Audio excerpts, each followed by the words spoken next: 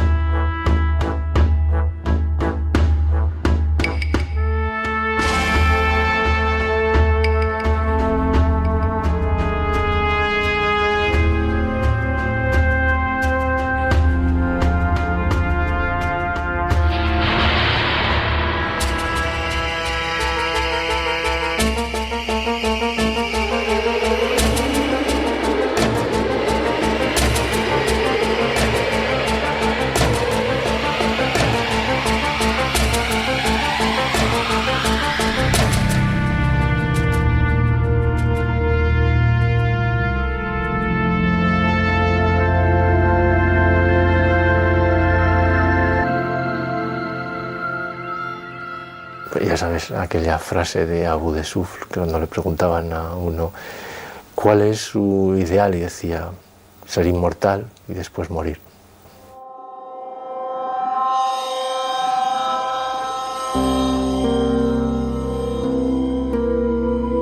Mi hermano murió a los 7 años de un ataque de meningitis, 3 años antes de que naciese yo. Su muerte hundió a mis padres en una profunda desesperación. Solo hallaron consuelo en mi llegada al mundo.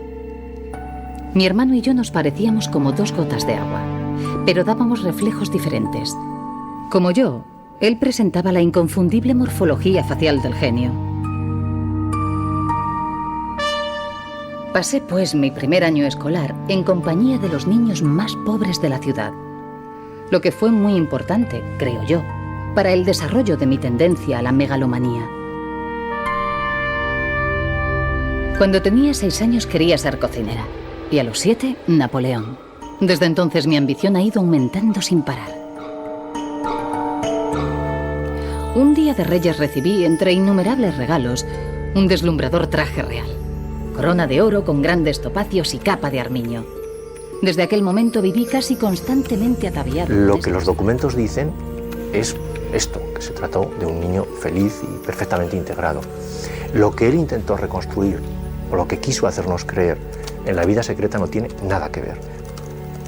Soy Agustín Sánchez Vidal, soy profesor de Historia del Cine y otros medios audiovisuales en la Universidad de Zaragoza y he escrito algunos libros sobre Salvador Dalí.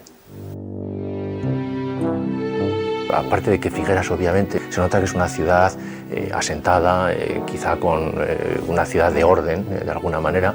Dalí muy pronto basculó fuera de lo que era esa Figueras que representaba a su padre, que era un notario, de manera que, obviamente, también otra persona de orden. Y él inició todo lo que nosotros sabemos que es esa relación con Cadaqués, que era otra historia completamente diferente, porque Cadaqués era un reducto relativamente aislado por tierra, sigue siéndolo, muy bien comunicado por mar, un lugar de piratas.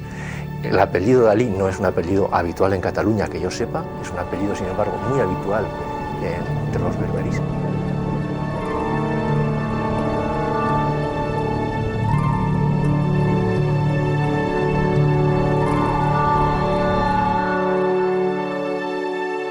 Bueno, yo soy Antonio Pichot Soler, soy pintor y pertenezco a una familia que en la generación de mi padre fueron 7 hermanos y todos eran artistas.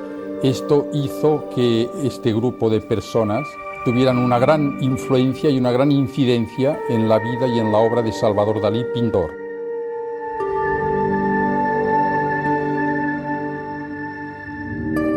Esta amistad les llevó hasta afincarse en Cadaqués, los Dalí, en una casa que se la cedió mi familia. Esta familia para Dalí significó un poco esto, y él me lo contaba siempre. Eran para mí y para mi familia, los Dalí, hijos del notario, la expresión de la libertad en todos los sentidos.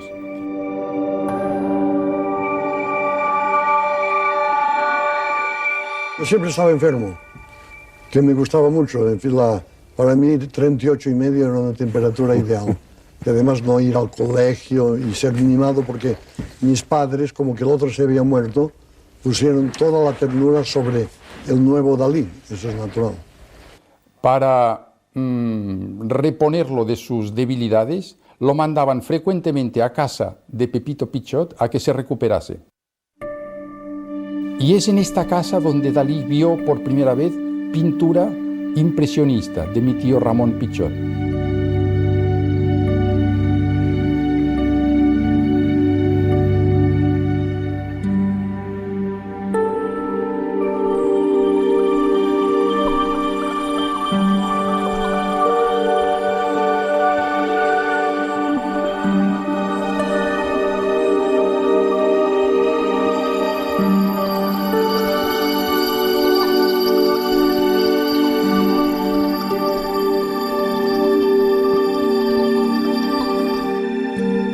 En el patio, en los recreos, de pronto nadie sabía por qué el niño Dalí salía corriendo y embestía literalmente una de las columnas de piedra del claustro y quedaba desvanecido en el suelo. Y cuando volvía un poco en sí, todos asustados lo llevaban a, no sé, le decían, ¿pero qué te ha pasado? Y decía, no me ha pasado nada, dice, es que nadie me miraba. Prácticamente se podía decir que Dalí estaba hecho ya los primeros 10 años de su vida.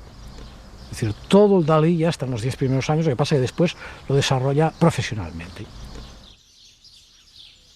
Cuando él decía en su vida secreta, yo cuando era pequeño lo primero que quise ser era cocinera, pues muy bien, no lo decía en broma. La pasta del óleo es un ingrediente que lo maneja perfectamente. Pues ese viejo crepuscular, que lo pinta un niño de 13, 14 años. Del mismo tiempo que el viejo crepuscular, pues es otro retrato de una anciana que es enternecedor, que es la abuela Lucía, que era una hija que tenían, que era medio ciega. Podemos ver cómo resuelve los ojos entelados, pero con esta mirada tan dulce. Y esto lo capta un niño de 13 años tranquilamente. Consigue ir a clases de pintura con un profesor, Juan Núñez, que le enseña todos los trucos posibles para pintar y cuidar el dibujo y no pasarse de la raya. Realmente nunca se pasa de la raya, de tal manera que muchas veces ni siquiera llega a la raya y deja zonas sin pintar.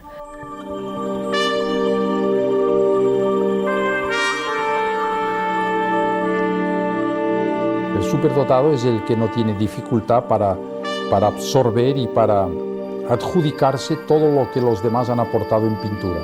Y eso lo hizo Dalí perfectamente y sin ninguna clase de pudor, siempre conservando su propia personalidad.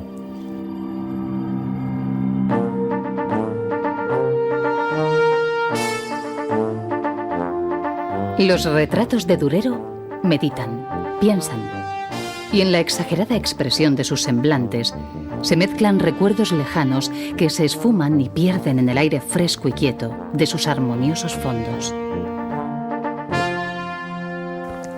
Dalí colabora en una revista del instituto que se llama Estudium, escribe una serie de perfiles de pintores, entre ellos Velázquez, el Greco, Durero, y además con una edad tan temprana como 15 años, publica incluso textos poéticos que indican que era una persona ya muy leída, que seguía los periódicos de Madrid y de Barcelona a pesar de una edad tan temprana.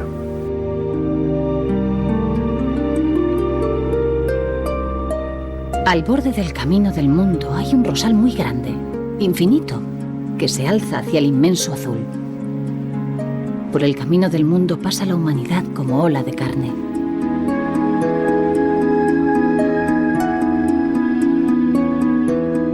Hay que recordar que era el único suscriptor de l'Humanité, es decir, el periódico francés que era el órgano del Partido Comunista francés, cosa que obviamente no era habitual ni en Figueras ni en ningún otro lado, ¿no? Y era un niño muy sensible, ¿eh?